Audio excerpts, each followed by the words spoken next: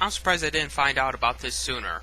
But apparently, one of the Democratic representatives of Michigan, I believe, let me check that, yes, Michigan, was banned from speaking in the House because a bunch of Republicans got upset about her saying the word vagina. Now, mind you, vagina is a medical term. It isn't even like it can vaguely be considered vulgarity. It's an actual, literal medical term, and we are all stupider for even suggesting that anyone, anywhere, cannot say the word vagina.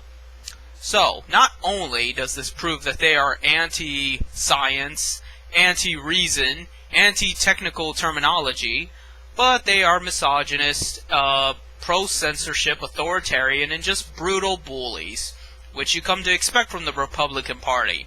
But it's good to know now that the official party of the moderators is the Republicans. That should tell you something.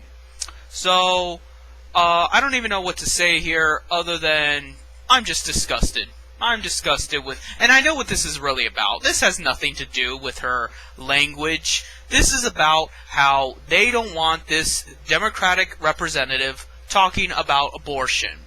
The Michigan Republican House of Representatives is well on their way of securing the pro-life vote, which I can completely understand. But because this Democratic woman comes along and talks about the pro-choice side of the matter, because they're not man enough to just admit that they don't like her because of her position and debunk her position and, just crash on the fact that we've had abortion in the United States for how long now? Even before Roe versus Wade, abortion was never illegal. It was only more severely regulated because it was a state issue, and now Roe versus Wade protects the idea that abortion is a right. And on top of that, Roe versus Wade was never officialized. We just considered it official, but it was never stamped for approval by Congress or anything, and it's just kind of existed as a arbitrary rule. It's just kind of something we've come to expect, but it's not an actual law. Roe versus Wade has never been an official law. It has never been an amendment in the Constitution, and we just have come to accept it as a tradition passed on over the decades. And just like prior to Roe versus Wade, abortion is still a states' rights issue.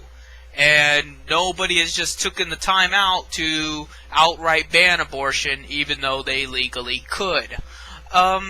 So on that note, I just cannot believe the audacity of the Republicans here.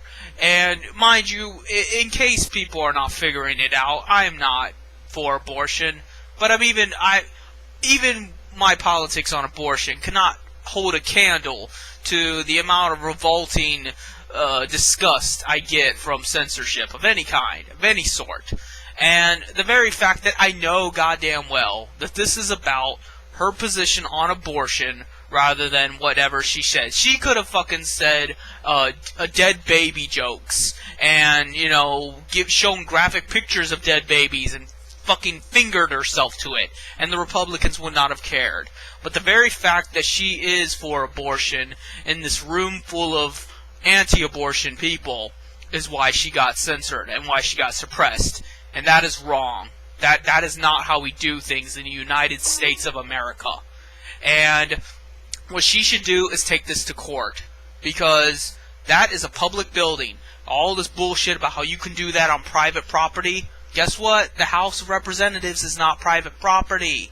And it's further abuse and discrimination, the fact that they focused on her intentionally. They focused on her solely. I think she could even say it's a hate crime.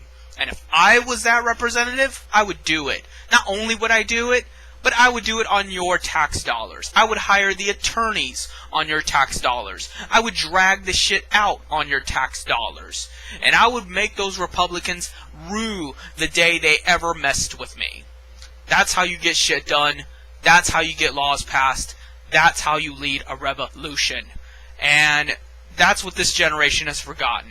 We fought for a lot during the 60s and 70s. Black rights, women's rights, voting rights, everything like that. And we're not even completely there yet.